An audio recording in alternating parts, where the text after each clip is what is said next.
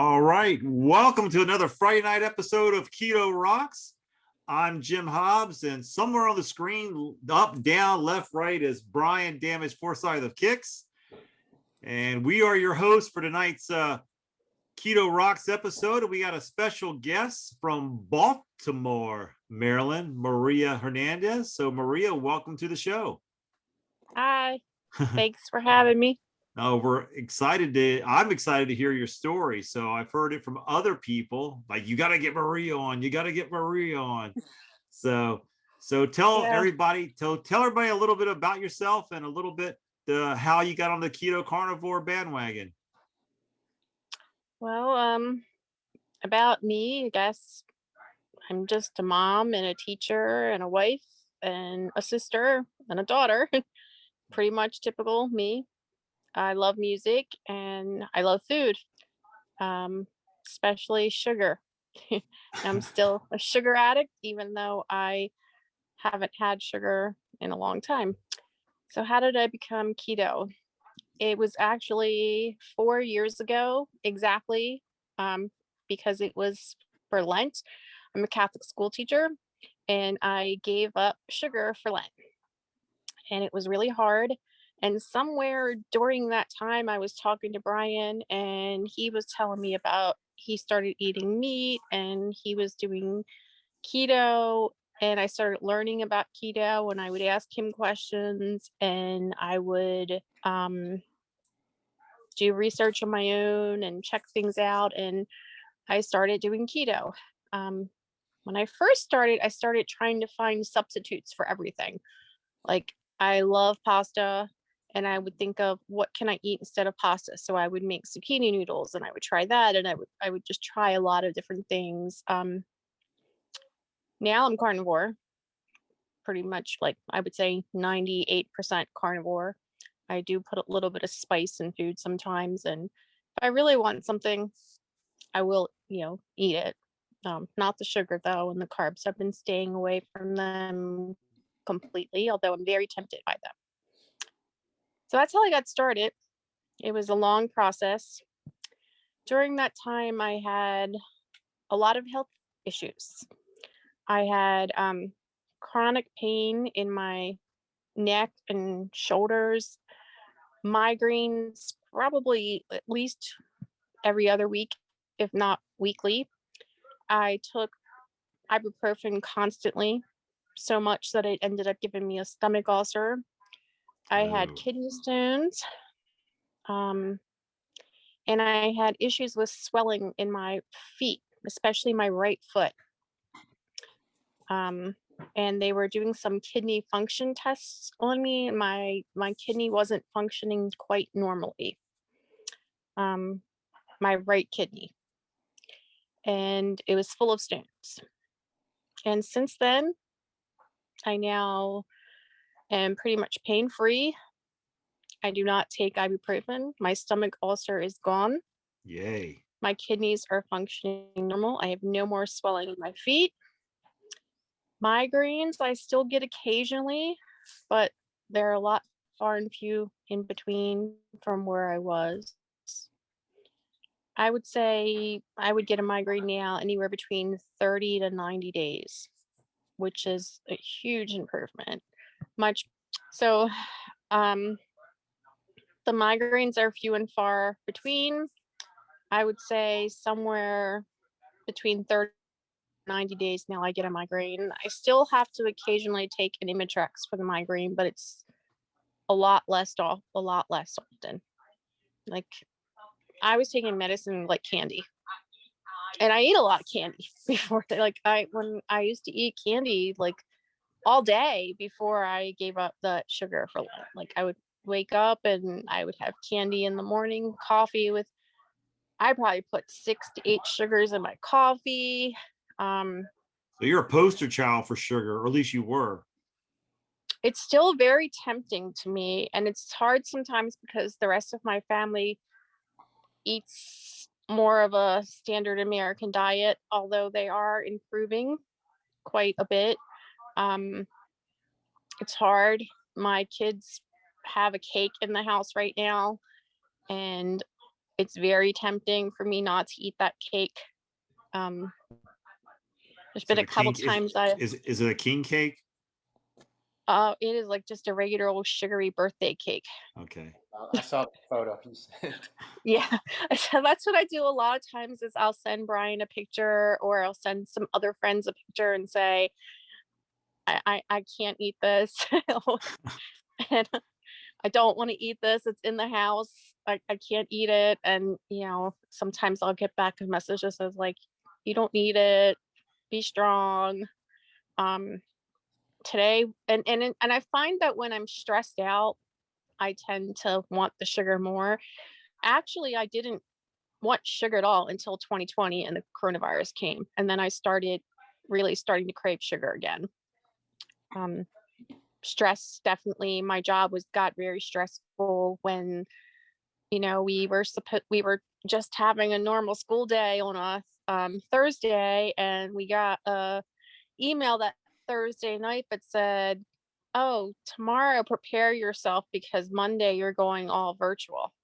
And we had never done that. No one had ever used Zoom before. We never used Google Meet. So it became like this crazy change, you know, which everybody went through, but it like we were forced into it immediately. Like, how many students do you have? I have about, I guess about 100, a little over 100.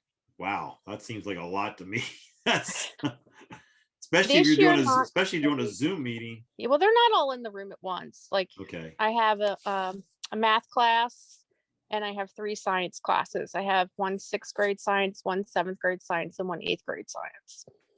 So it completely changed. And this year we've been hybrid, which is still kind of virtual, but it's also in person. So we started in August in the building, but some kids stayed virtual by choice. And then now you never know on any given day who's going to be virtual, who's going to be in school. Like it fluctuates quite often. So it's still very hard. And like, it's like today there were more than usual kids at home, and they don't necessarily take their books home because they're not planning on, you know, the day before they don't know they're staying home. So they're not prepared at home. So it's still really tough, really challenging. And then there's always issues with technology, constant issues. You know, so it's still stressful in a different way. And the stress really makes me want to have the sugar. Right. That's very, it's a comfort I'm definitely food for a you. stress sugar eater. So back to the school, back to the school. So not knowing how many kids are going to show up. I mean, you guys have lunch, right? So how does the cafeteria provide lunches? Do they have enough, or do they overcook food? I mean, don't. Nope, it's no cafeteria. The students pack lunch. There's no cafeteria. They eat in the classroom. So we don't have any school prepared food. It's all gotcha packed lunches. So, but lunch is still challenging because the students are not quite 6 feet apart when they're wearing masks, but they have like these plexiglass shields around their desks. But when they eat, we have to alternate rows of students who can eat at the same time so that they are more than 6 feet apart. And it's challenging. It's challenging just to keep the kids to keep their masks above their nose, and then I can't always hear them. And I'm like, say it again. What? Right. So, how are the kids responding to this? Like, I mean, it's got to be rough on them as well. It's definitely hard on students. You know, it's definitely not normal even being in school. It's not a normal school. Going back isn't just like, oh, let's open and everything's normal. There's so many rules and constraints, like children can't go to the chalkboard. We can't, like, you know, I teach science, we did labs. We can't like do shared materials. They can't work in groups. So there's still so much to work around. It really has changed everything. It is better when the kids are there in person. And I was really scared about that at first because I just thought it was going to spread through the building, you know, like the stomach bug and like the regular flu. And it hasn't. We've done a really good job of containing it. We've had cases and they've isolated those students, quarantined whole classes. They've quarantined several classes. They've quarantined teachers, and it hasn't spread through the school. It's kind of been more like cases here and there, but not like, it's not going crazy like wildfire. So a lot of my stress over getting sick, because I thought for sure it was gonna spread and everybody was gonna get sick and it was gonna be worse than it was. But that's better than I thought. Now, have you got the vaccine yet? Being a teacher? No, I have not. Um, I'm not a big fan of vaccines. Um, I am kind of on a waiting list. I would say about 2/3 of the teachers at my school were able to sign up. We got an email, they were able to sign up, get it, and they got their first dose. And then a lot of them got their second dose today. I got put on a waiting list and I kind of was okay with that. So Gotcha. Now I is your school requiring that all teachers have it, or is it No. an individual? Okay. individual. It may come to that it's required and I would have to get it, but right now I can't even, like, if I wanted to, I'm on a waiting list. So, Gotcha. and if Gotcha. they call me, I have to make a decision at that point. Kind of got to delay my decision, I guess, by opting to, I didn't really opt out. When I got the email, I hemmed and hawed and thought about it. And I discussed it with some friends. And then by the time I actually went to go look to sign up, it was full. So I procrastinated. Well, let's talk about, you said you had kidney stones. Did you pass those, or did they take a laser and bust those open? I Up, passed a few, and then the rest of them kind of just dissolved. Yeah, they're gone. That was horrible pain when I passed them, but I passed a few. And they actually told me then, the kidney doctor told me that it was from the kind of stones I had, because they sent one to a lab and analyzed it. There's several kinds of kidney stones. The kind that I had were caused by green leafy vegetables. Really? So he told me, and this was like, he is not a keto doctor. He was just a kidney doctor. He told me to I could still eat green leafy vegetables, but if I ate them, I needed to eat them with cheese or something with calcium, because he said what would happen is that they they would bind with the calcium, and if they bind it with the calcium in my stomach rather than in my kidneys, they wouldn't form stones. Yeah. So and that was before I became carnivore and learned about, different plant toxins and things. But yeah, that was the green leafy vegetables. That's one of the causes of kidney stones.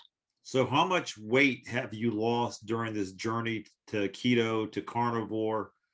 And how are and obviously your health has improved. So My health has improved. All of my blood tests came back really good. My cholesterol ratio was like 1.04, and it really should be under 1, but that's not that bad. I'm happy with that, and my doctor was happy with that. Everything else was good. A1C was good. The triglycerides and the HDL and the LDL, everything was good. My vitamin D was a little low, but I started supplementing vitamin D, but I don't know if I will continue that forever. Like, I'm pretty sure that will balance out the longer I eat this way. right. And I've told, many people, and I've heard it on here before, is, you don't build up all these things by eating the wrong way, over a week or a Right. year. So it takes a lot longer than a year or 2 or 3 or 4 to undo everything. So I'm expecting that everything will continue to improve and get better. Weight wise, I lost 45 pounds, but since I've been carnivore, fully strictly carnivore, I've started gaining weight, but I'm not getting bigger. If that makes sense. It's kind of like my muscle ratio is getting different. Right. Well, you probably are putting muscle on. That's Mm-hmm. Yeah, I'm going through Yeah. the same thing. Are you? Yeah. Yeah. So it's definitely like I'm starting to gain weight, and it's if my clothes still fit, I'm not getting tight. I'm because I've already had to like get rid of all my size large and extra large clothes, size small. So that's happy. And I'm still fitting in the small. So now it's just a different. what's your family's response been to this change of life, going to keto carnivore, since they're still eating, you say, the American standard diet? It's tough. Um, they're happy that I've improved, but I don't think they're 100% sure. Like they think I'm gonna have a heart attack.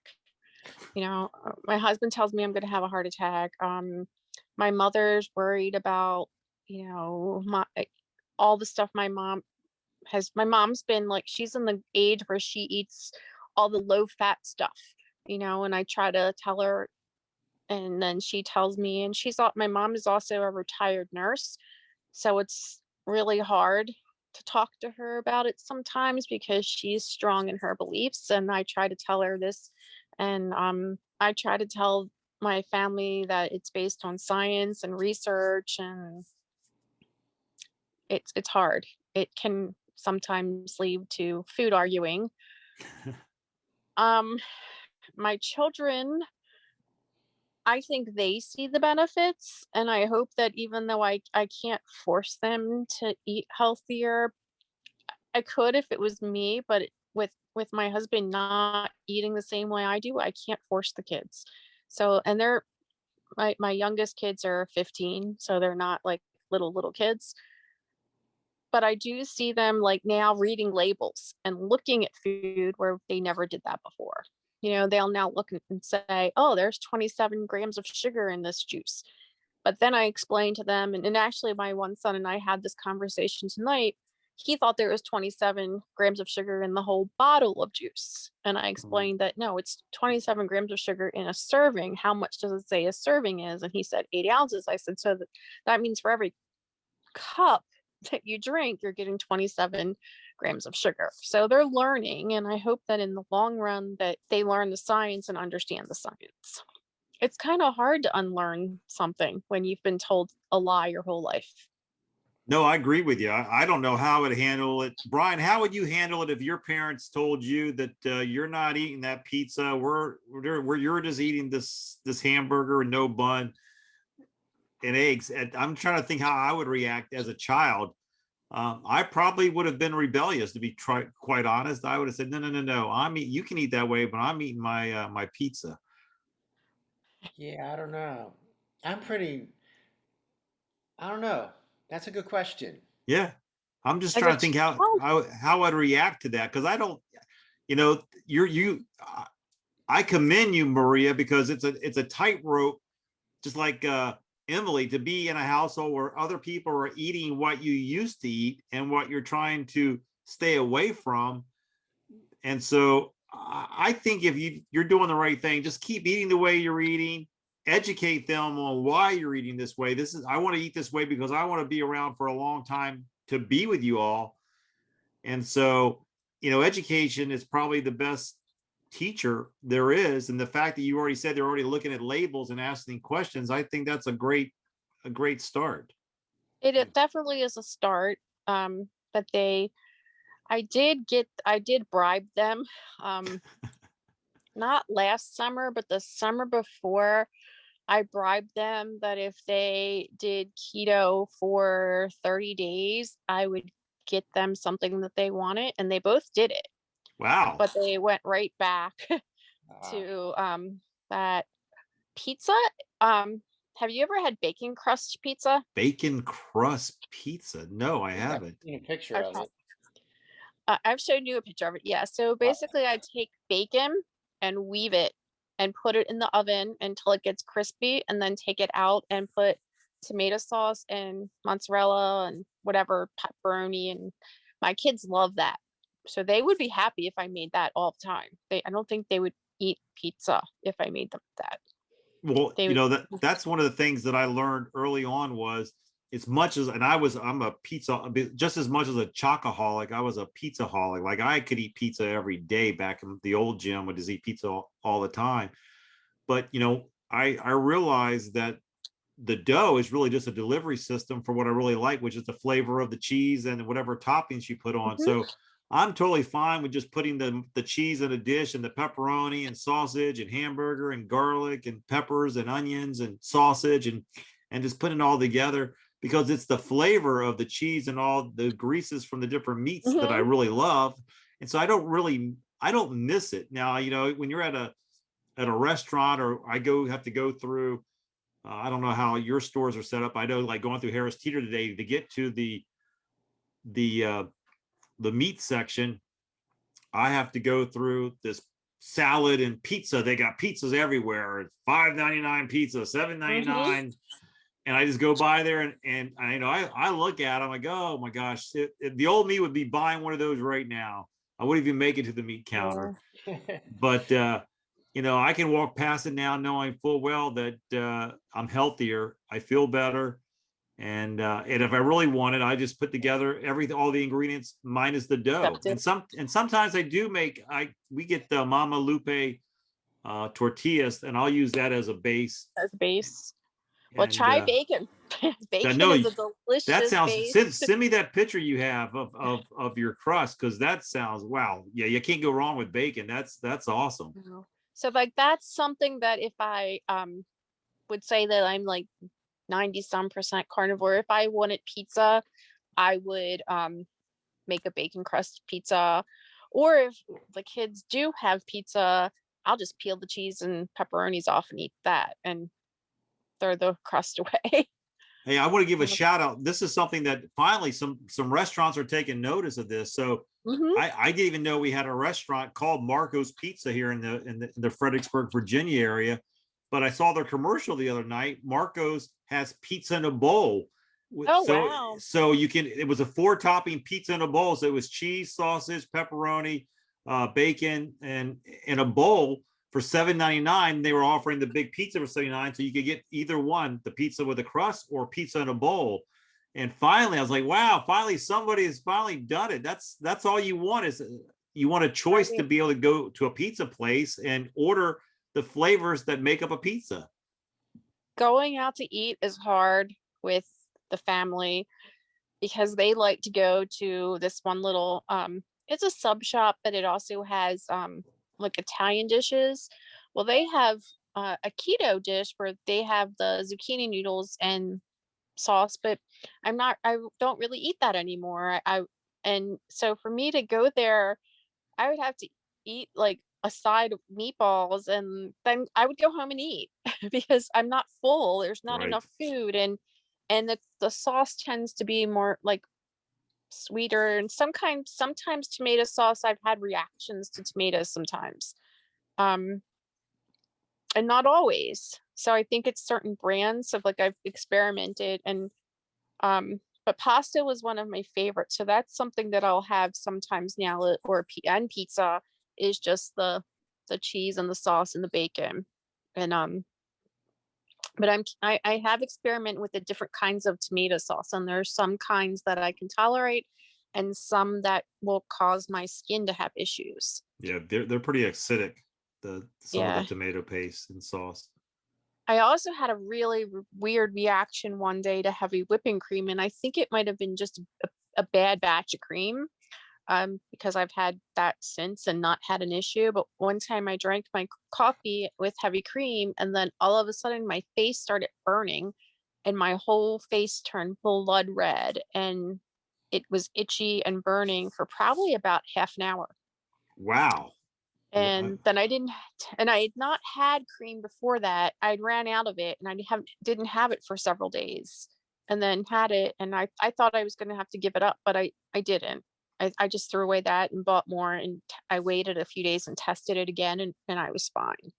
Yeah, I've had to give up the whipping cream I drink mud in place of coffee in the mornings, and I don't put stevia or anything in it. I just put salt and then Mm. and butter. But in the afternoon, it's been cold here in this part of Northern Virginia, and so I was like, I'm gonna go make myself a cup of coffee. So I put my whipping cream and my butter in, and man, my stomach was just doing the gurgling, and I was like, oh. And I didn't want to face the facts that it's the cream, because I love heavy whipping Yeah. cream. So I did it again yesterday, and I just wanted to make sure that was the only change I made. And yep, it's my body's not reacting positive anymore to heavy whipping cream, so it's having to be Yeah. deleted, which it's another one more thing gone gone that I will not be utilizing. So Brian, I'm with you. I can't have heavy whipping cream anymore. Yeah, I still sneak it into like, if I'm cooking something that takes it, I can use it as an ingredient, but I can't put it in coffee or have it straight.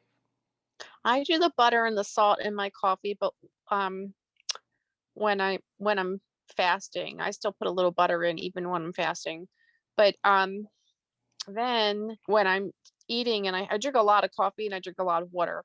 But when I'm in my eating mode and I'm not fasting, then I will put some heavy cream in it. So, and it's not my stomach. It didn't cause, I haven't had issues with my stomach. It was really my it was like from here up, itchy, burny, and flushing. So I even called a friend and was like, what do hot flashes feel like? Do you think I could be having hot flashes? And I don't think that's what it was. It was just a crazy reaction one day and hasn't happened since. Yeah, it is weird. Yeah. So But I Brian, did. Have you made that bacon crust pizza? Have you had that? No, I made a like a pizza thing, casserole thing, like a week or so ago, or maybe longer. I forget when I made it. I'm losing track Yeah. of time. But um, yeah, I've gotten to where every time I eat tomato sauce, it messes with me. I get horrendous heartburn from it. So I've got some frozen in there, but and plus the cheese, it's got so much cheese in it that the cheese really bloats me when I eat it. So the Yeah. the cheese doesn't bother me. At least I haven't noticed it. Um, but I definitely have a few tomato reactions.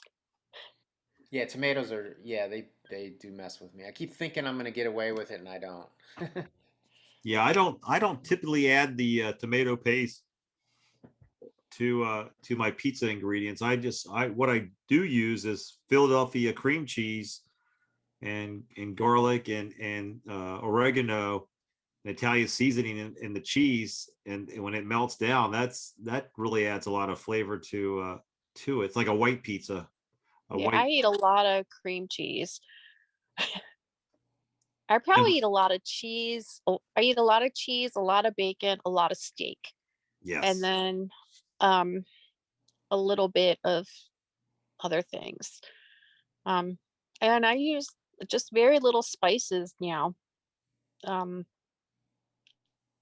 Salt, pepper, and I use white pepper. I switched from black pepper to white pepper.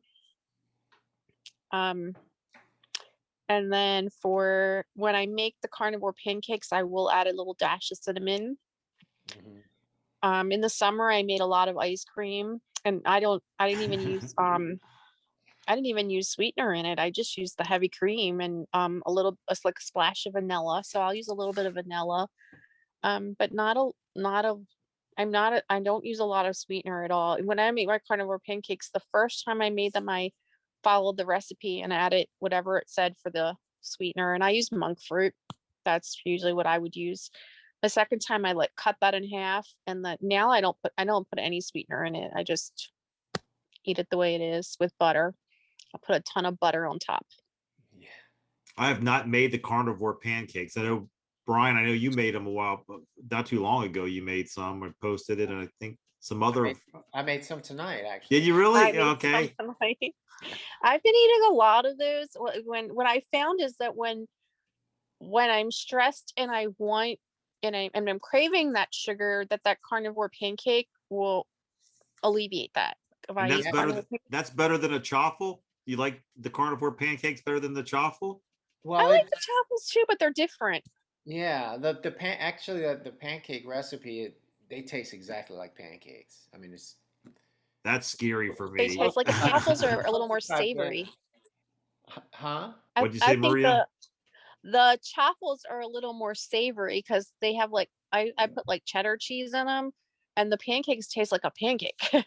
Yeah, they do. Yeah. So have you has either one of you made like a pig in the blanket with the carnivore pancakes? Because I would love to do the old pig in the blanket with the carnivore Mm, pancakes. No. I have not. I put a stick of butter in the blanket. That's basically what I A do. butter Is blanket. I make a butter blanket. I'll take the butter and then I fold the pancake around and I make like a butter sandwich.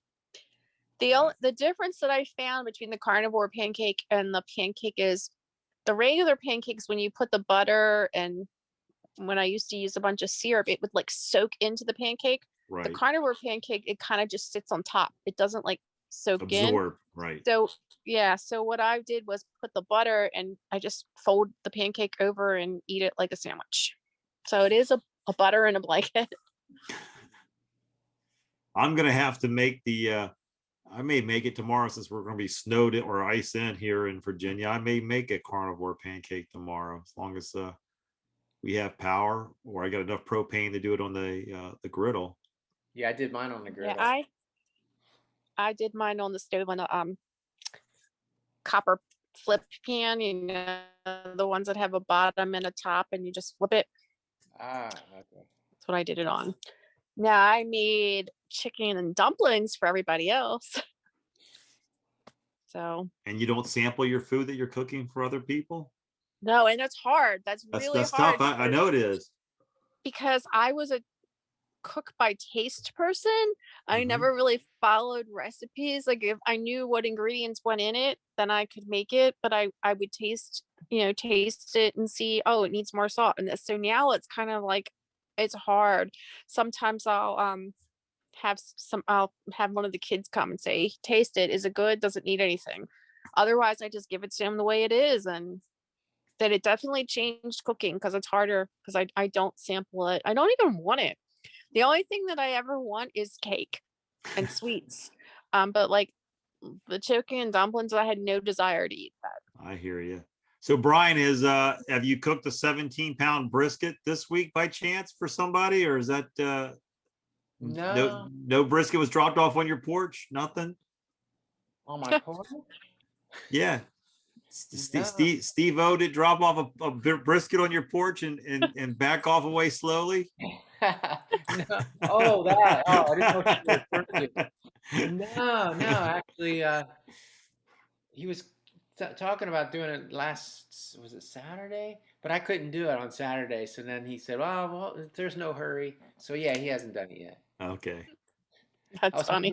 I was wondering what you were talking about. Yeah. I wish somebody would drop a brisket off to my porch. I'd be so happy. No kidding. I tell you, have you walked through Costco lately and see how much stuff is being marketed as keto? They have keto everything on all the packaging, and then you look at the packaging, it's like 17 grams of carbs, and you're like, what are you guys? How in the world are you guys calling this keto? Well, yeah. Then you look First at starting out. Yeah. Yeah, the ingredients list though, it's got everything in it that's not keto. It's like Right. So who makes that Right. determination But when whether you're it's first keto or starting, not? well, I think if it's there under must be something. I think if it's under a certain amount of carbs, they're allowed to call it that now or something. I think they fixed it. Some kind of something, yeah. They have some kind of But I do algorithm or think that mathematical equation that sits there and says, as long as we can get to -2 or get to 2 net 2 carbs, which because it says 17 grams of dietary, so it got 19 grams of carbs, 17 of dietary, net 2 carbs per serving. They're subtracting. It probably has something to do with those net carbs too. Yeah, because I would imagine it has to do something with the net carbs because they probably don't count total carbs. No, they don't definitely count No. total carbs, which is a little bit, misleading because the stuff they have in it's just not. It's not keto friendly when you look at People all have to really they're all. understand how it works. Well, I say that because there's so many people who, And it's just hard. yeah, you got so many people who think that's keto and they're buying, they go, yeah, I'm doing keto. And they're showing you this stuff. And you're just like, oh no, that's not keto. That's marketing. So if I first was starting and all this stuff was out, I probably would have bought all of that, Yeah. just thinking that it was keto. But you learn, and I think that if people are thinking they're doing keto and they continue to learn more about it, they'll realize that that's not keto. It really is still a learning process. I'm still learning things constantly. Of course. And that's you have to literally read every label of every product you pick up because they truly are trying to trick you into having food that's really not keto friendly for you. That's why going carnivore makes a lot of sense. You eliminate a lot of having to worry about that. Just eating, meat. I try to teach my students too, like a little, like I don't like force like this is keto and you have to do it, or this is carnivore.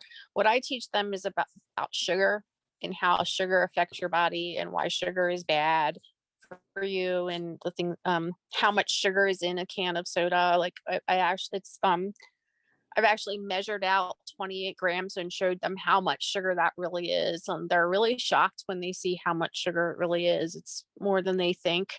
I ask them, like, how much do you think? So I've tried to teach them about that, and I can connect it to science because it is science. And also, Right. like when we learn about density, one of the things is that if you put a can of Coke and a can of Diet Coke in a tank full of water, the Coke will sink and the Diet Coke will float. And it's because it takes a lot less of that artificial sweetener to make the Diet Coke sweet. So the Coke has so much sugar that it changes the density, and it makes so I always try to connect it. And then I do tell the students that I don't eat sugar and that that I have a strange diet, but this is how I eat. And it's part of me. And I tell them other parts of my life, so I always tell them that. Yeah. It's tough to go out, especially with your family, as you were saying earlier, to go to restaurants and to be able to try to order food that's keto friendly or carnivore friendly. So you're, you're full. And, like you're saying, after you get done going to the pizza place, you got to try to go home and literally have A your steak. real meal there. Yeah. And cook a steak. So Yeah, it is. no, the only place that I like to eat, there's actually two places, just like a regular steakhouse, like the Outback or Longhorn, because they're always going to have something I can eat. But then and we don't go out that much, especially now this year, but you know, it's hard to find a place that we all want to go to because they don't want steak. um, and then the other place I really like to go to is the Brazilian steakhouse. That all you can eat. Yes. That is kind of nice because you just get to eat the meat and meat and meat and meat. Um, I'm also half Brazilian, so I really like to go there, but it's just for my heritage. But then there's a lot of the Brazilian food that they have that I wouldn't eat, like because they also have like a whole buffet, you know, and it's very staple in Brazil to eat beans and rice. Right. And I used to love beans and rice, and I used to eat a lot of beans and rice, but now I don't eat that at all. Hey But Brian, do you that's guys? Brian, I didn't mean to interrupt you, Maria. it's Brian, fine. do you guys have a Brazilian steakhouse in Nashville? I don't know. I've never looked. You should look. There's one in Richmond. That's one of my son's Trent's favorite spots to go is the Brazilian steakhouse. My kids do like to go there. It's just it is kind of expensive, but you know, it's good. Yeah, we There's had one Go here. ahead. It's by Ramsed. It's down there by Ram's Head. It's like not too far from Ram's Head, but they have, you turn the card on green, they bring you meat, and they keep bringing you meat until you turn the card on red, and then they stop and flip it back to green. They'll bring you more. So it's kind of nice, but it would be a place that I would do better going with someone who ate like me and who could sit there and like eat for an hour and just turn it over to red, turn it back to green. Because when I go, even if I go there with the family, like they're all done and I could eat more. Right. But they're ready to go. And I'm. Well, there you go, Brian. Next time you guys are playing at the Ram's Head, you and Mark will have to head over to the Brazilian steakhouse and do the all you can eat. Maybe. Wow, that'd be. I don't know if you'd be able to do for that. a show. It'd be tough before the show, and after the show, they're probably closed. And plus the Rams Head, don't they give you pretty decent food? Yeah, we get brisket there. Yeah, but it's definitely a good treat to go to if you can ever go there, because it's just, and they have all kinds of meat, so it's not just like steak. They have lamb and pork and chicken, and they just come around with like trays of meat. Yeah, we had a place in Gainesville that opened up, I guess it was probably about 10 years ago, and they were following that same model. They, put the little traffic light on your table, and as long as you had green, whatever they were going around bringing it, they do bacon wrapped scallops or bacon wrapped fillets, and they have ribeyes and chicken and all kinds of stuff. And you're just like, yeah, put that on my plate, put that on my plate. And but they went out of business, because I was like, how in the world can you get this much meat for the price they were charging for it? Well, obviously they couldn't, so they went out of business.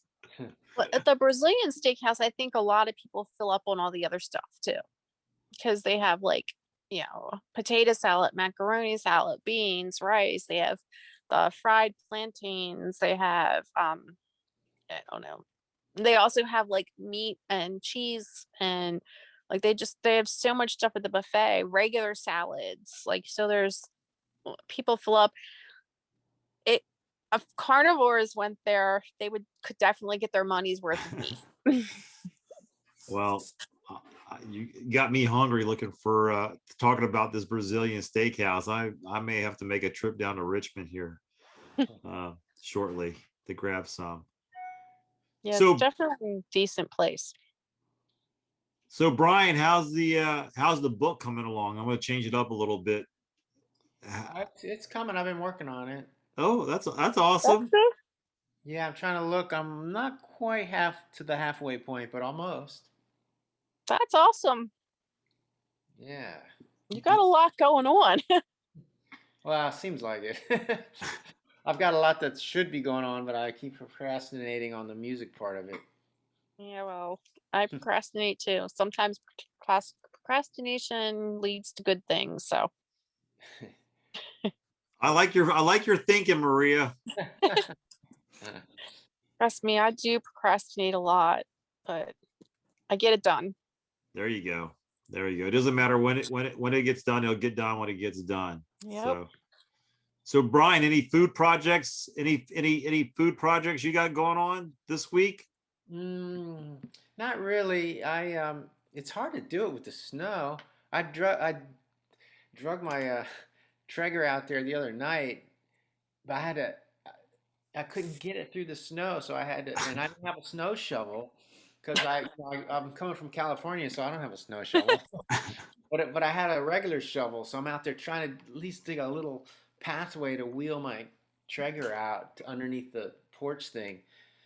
And then I came back in, and I closed the garage door, and I went to go out the regular door, and I couldn't even get that open. I had to shovel a space just to open the door.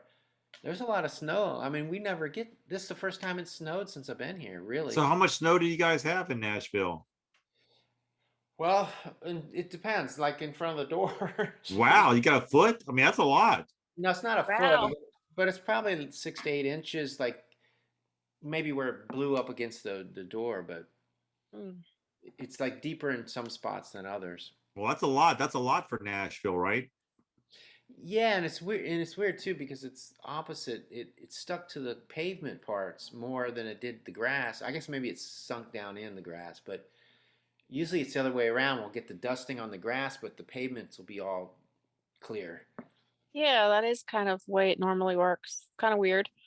Yeah, Yeah. I got a buddy of mine that lives. I don't know how far away he is in Nashville. He lives in Tennessee. I just spoke to him today. He said, "Hey, he's saying I haven't left the house in 3 days. I'm just leaving the house now."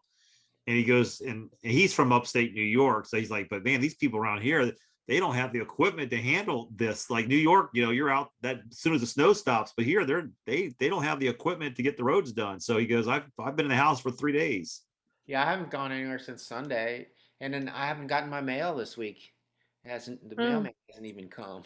Wow, that's bad because they're supposed to be coming delivering that well, mail, rain, snow, or sleet, right? Yeah, That's yeah. their not message, here. their mission statement. Yeah, They're getting soft. Not in Baltimore. The mail has not been so good recently. yeah. I would say the last year it's been terrible everywhere. I've I, heard I nothing but mailed, complaints about. Go ahead, Marie. yeah. You're going to say something. You were going to say. I mailed something to somebody. I mailed something to somebody in Maryland from Maryland, and I put tracking on it, and it ended up in Florida. Like it went to Ah, Florida before it went to where they were in Maryland. I have no idea how. well, I mailed something to Mm, my So I niece don't. at Christmas time, and it went. It was like one of those things where it went UPS to their local post office, and then switched over to mail to the post for the mailman to deliver. For some reason, it went from their post office to back to Baltimore, and then sat there for like a week and a half or 2 weeks before they sent it back to Myersville. Hmm, Crazy. that's Well, really weird, but it. nothing surprises me.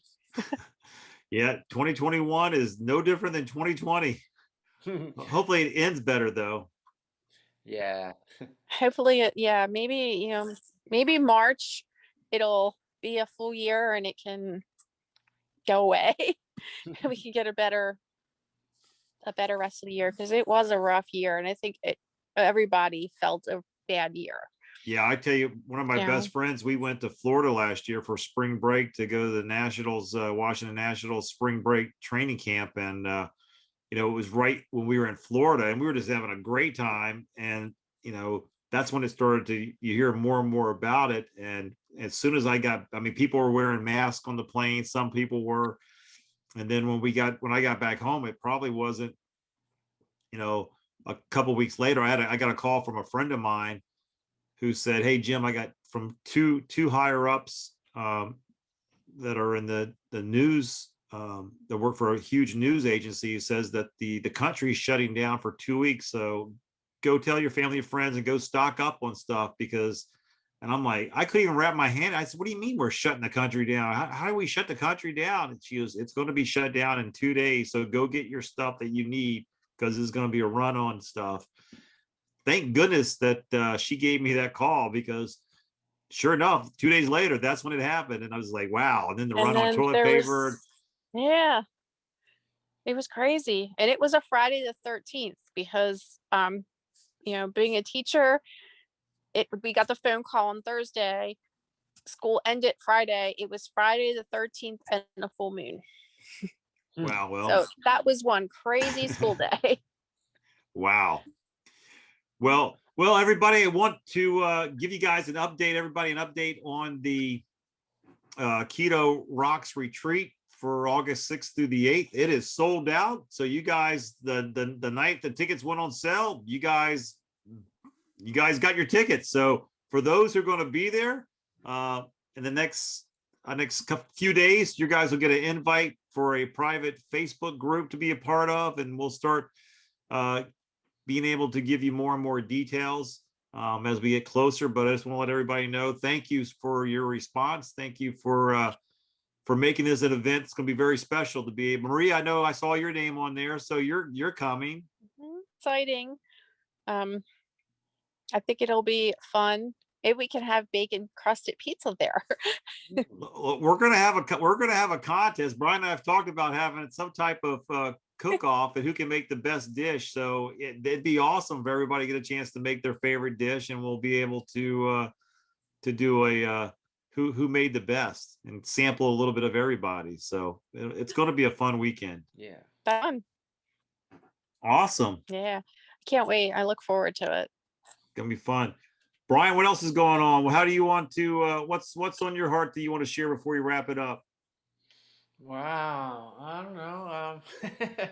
Well, the book's halfway done. You said that, so that's progress. Yeah.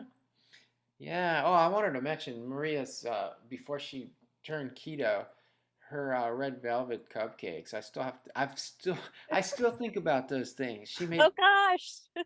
She makes the best out of any red velvet cupcakes I've ever had anywhere. Hers were the best. And at one point I had to start refusing them because I was going keto and she was still making them, and I was like, "Oh, I can't eat those." Luckily my sister wouldn't help. She'd take them and eat them, and my mother would eat them. Yeah, and then I tried to make them keto, and Yeah. I thought they tasted like cardboard, but you still liked it. Well, it's better And, than nothing. the icing, I can still get the icing pretty good with monk fruit, but the cupcakes themselves, I did improve on them slightly, but Yeah, but the real ones that you used to I make. know. Wow, I just couldn't believe how amazing those were. I just had to say that. Oh, thanks. I wish I could still Aw. make them. Yeah, I wish my I could wife. still eat them. Yeah, Yeah. that's one of my wife's favorite is red velvet cupcakes, red velvet cake. That so So my children used to love when I would go to a Kix show because they knew I would make red velvet cupcakes. Yeah. No, I don't. But they like my favorite is hot milk cake. And that's because my grandmother used to make it, and it's like a comfort food. But I've tried to make a keto hot milk cake and I can't get the consistency right. It just doesn't turn out. If I could make a keto hot milk cake, that would be something that, when I was craving sugar, that I would eat, just because it's better than having the sugar. right.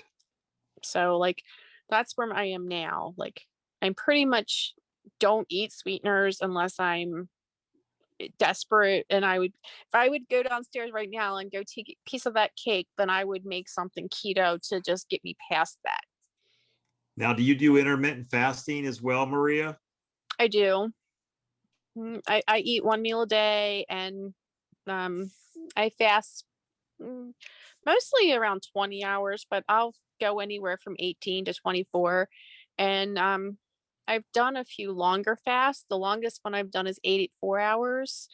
Not too far ago, a couple weeks ago, end of January, I think, Linda and I did together a 72-hour fast. So I hadn't done a long one in a while until this one in January, but I was doing those like every 3 months, and I'm going to try to get back into the every 3 months, because I feel like when I do the longer fast, that's when I feel like I heal a lot.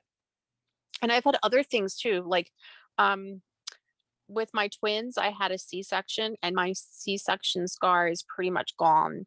I had some skin cancer on my back, and I had a really big scar that is improved tremendously. And I'll notice like the long fasts, when I do that, that's when I usually check out my scar, because that's when it seems to get better. I think that's when it kicks in. And yeah, so weird things like that, like the whole body just healing from the inside out slowly. Maybe we'll let me know when you're going to do the next one. Maybe we'll put it on, and we'll put it on the keto page, Facebook page, and we'll all try to do a 72-hour fast together. I used to fast 72 hours every week. For a while, there was a period of a season I just did it every week, and I felt great. I mean, once you get through the first day, and I felt so much better. Like I literally felt great, and I wasn't starving. I wasn't like, oh, I can't wait to eat. Matter of fact, I go, man, do I want to go another day? Because at that point, your body's just in such a zone. It's you know, I think I need to go. I haven't done a 72-hour in a while. I think I need to do one. Linda and I talked about doing one the end of March. Okay, you Because guys let. Yeah. we did one the end of January, and then we were like, well, let's do it again in 3 months. So we were talking about doing that. Then Well, you post it on the Facebook I will. page, and I'll do it with you guys. Yeah, I did one Yeah.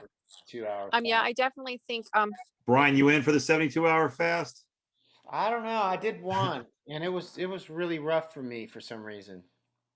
I can do like, everyone's different, and every fast is different. Like the first time I did it and the second time I did it, I didn't have the same reaction. My second one was harder than my first one. And then the third time I did it, it was like nothing. And for me, it was getting through the first 24 hours, which I do a 24-hour fast daily.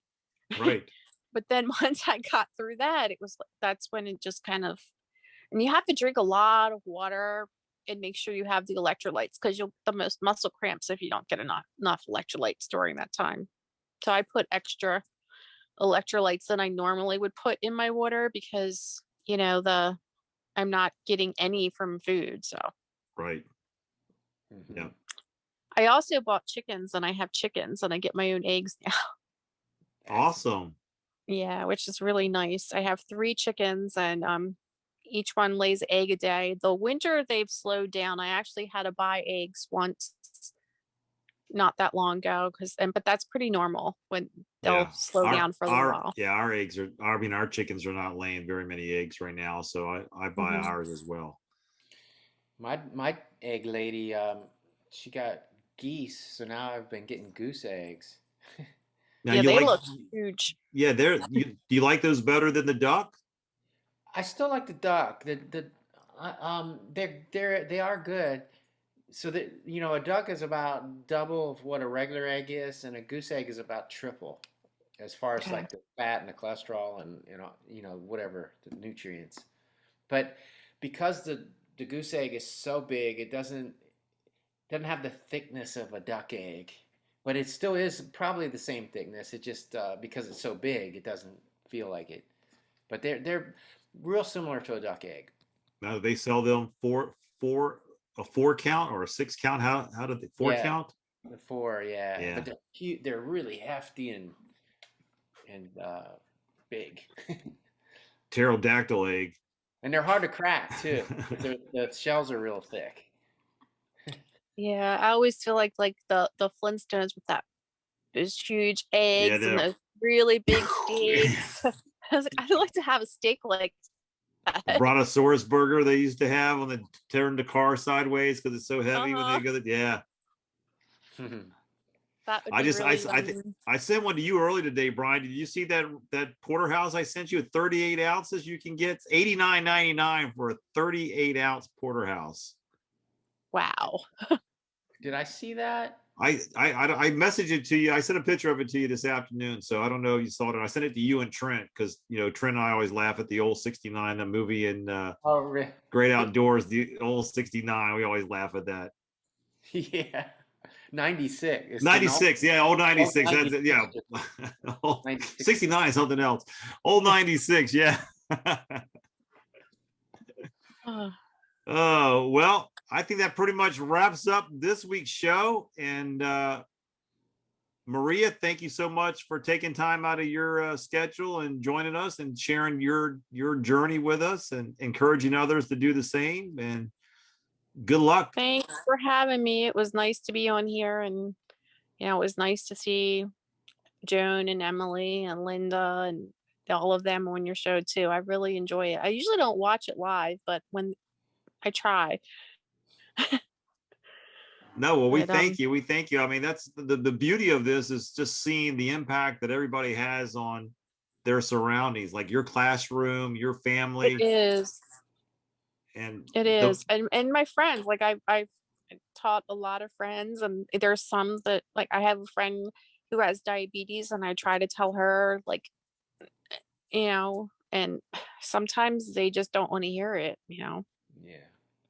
So, like, I mean, my husband tells me don't push your diet on me. He sometimes tells me that I'm in a cult.